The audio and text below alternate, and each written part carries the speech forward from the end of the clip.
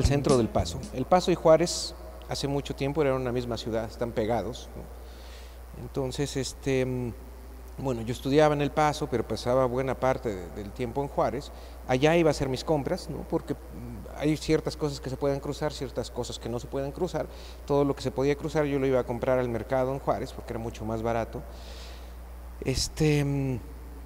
Iba a beber a Juárez, iba a bailar, yo no sé bailar, pero ahí aprendí a bailar quebraditas, ¿no? Iba al cine a Juárez, entonces pasaba mucho tiempo allá y conocí muchos lugares de la vida nocturna de Juárez, inclusive escribí un par de crónicas en los cuales además me gustaba hablar con la gente, ¿no? Hablar con los borrachos, hablar con los músicos, hablar con las muchachas con las que se bailaba y esto no era una investigación, esto era lo que me gustaba hacer y de repente, al cabo de un par de años, yo me di cuenta que esto era parte del mundo del cual yo quería hablar y era un cierto mundo para el cual me había yo entrenado en algún sentido, porque mis primeros cuentos en Hidalgo eran cuentos que escribía yo ubicados en el Valle del Mezquital, que es una zona semidesértica, y ahí fue donde yo fui ensayando cómo encontrar la belleza dentro de lo árido y cómo encontrar una historia interesante dentro de una realidad opresiva, como es la realidad política arcaica y represiva del estado de Hidalgo, ¿no? Entonces pude hacer una síntesis de varias cosas que a mí me habían interesado ahí.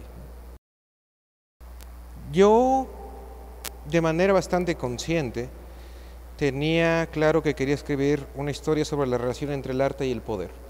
Esto es algo que a mí me había dado vueltas en la cabeza por mucho tiempo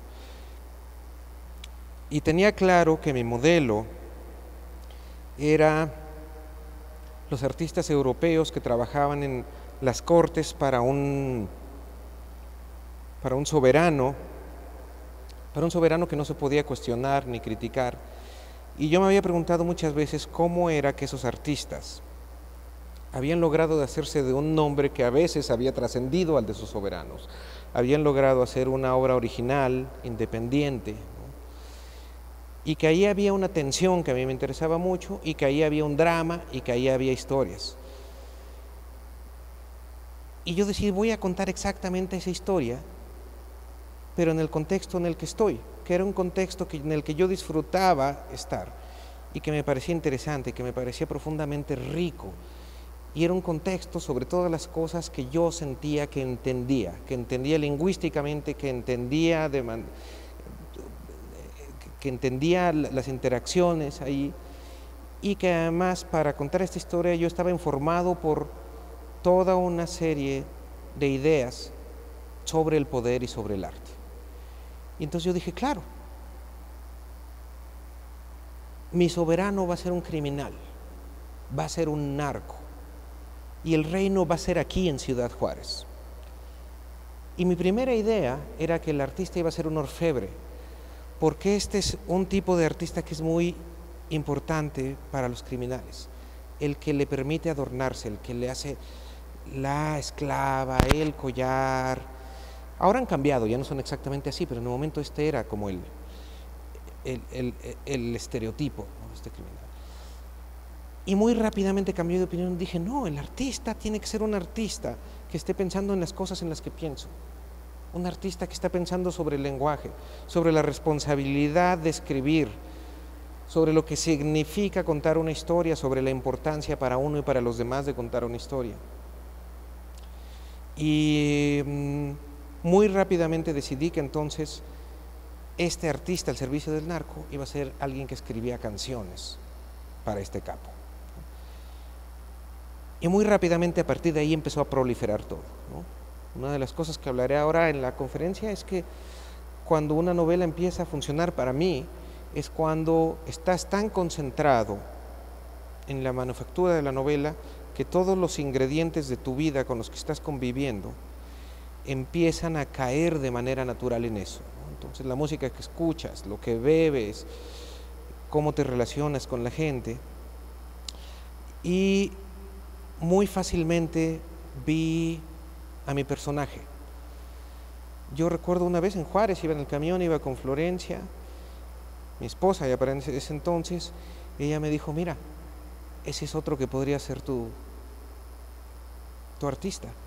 Y era un muchachito de 16, 17 años que iba en el camión escribiendo en un cuaderno pautado. Y dije, claro, no me lo estoy inventando, yo he visto esto. Entonces este es mi personaje es lo que yo he visto, mi personaje soy yo también. Y creo que así son todos los personajes, es siempre una mezcla de lo que uno observa, de lo que uno quiere ser, de lo que uno es o de lo que uno teme ser, ¿no? Y no podía ser otra música que esta música que escuchaba todo el tiempo en los lugares a los que iba, ¿no? Y que además, por distintas razones, era una música que caía perfectamente en lo que yo quería hacer, porque el corrido no es nada más un género que hace canciones sobre temas cualquiera, sino es un medio informativo, desde la Revolución y desde mucho antes, con su antecedente arcaico, que son los cantares de gesta o los cantares de los juglares, ¿no? Y entonces, para mí era perfecto, porque era un artista que está pensando la responsabilidad sobre decir la verdad, decir lo que ve o callar lo que ve, ¿no? A mí me encanta Shakespeare, lo he leído mucho. Curiosamente en esta temporada no lo estaba leyendo, pero creo que es una de esas lecturas, como hacen las buenas lecturas, que uno ni siquiera se da cuenta cuando le han hecho mella, ¿no? Creo que hay algo de eso en términos de la definición del espacio, de las interacciones, ¿no? Me gustaría decir que Shakespeare es una influencia, pero lo que yo digo es que cuando uno habla de sus influencias está más bien hablando de sus deseos, ¿no?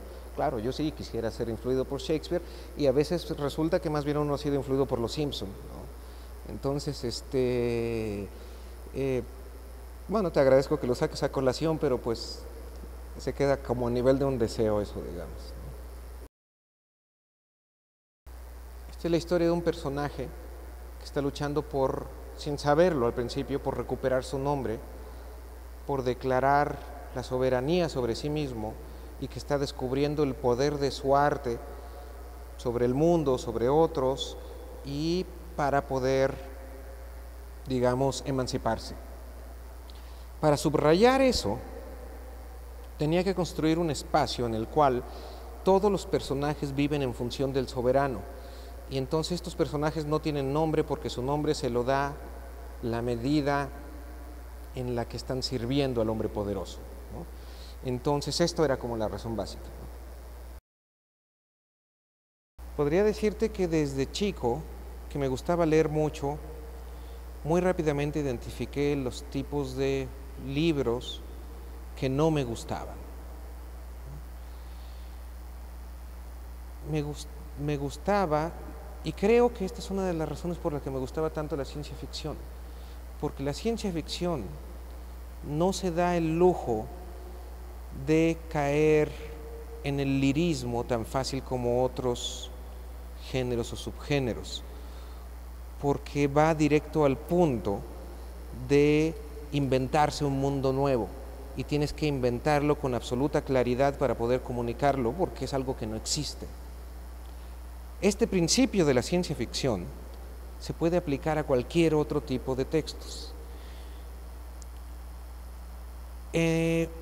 Yo leí tarde a Flaubert, lo habré leído por ahí de 1989. Yo estaba en el taller de Elena Poniatowska, en el que estuve como un año más o menos, y a veces había profesores invitados. Estaba Raúl Ortiz, y él nos dio un minicurso sobre Flaubert, y para mí eso fue como un relámpago, ¿no? Esto que es un cliché de lo que hablaba Flaubert, de encontrar la palabra justa, para mí fue importantísimo decir, claro, uno no tiene que estar dando vueltas y vueltas y vueltas, sino encontrar eso exactamente que dice exactamente lo que uno quiere decir o lo que está sintiendo.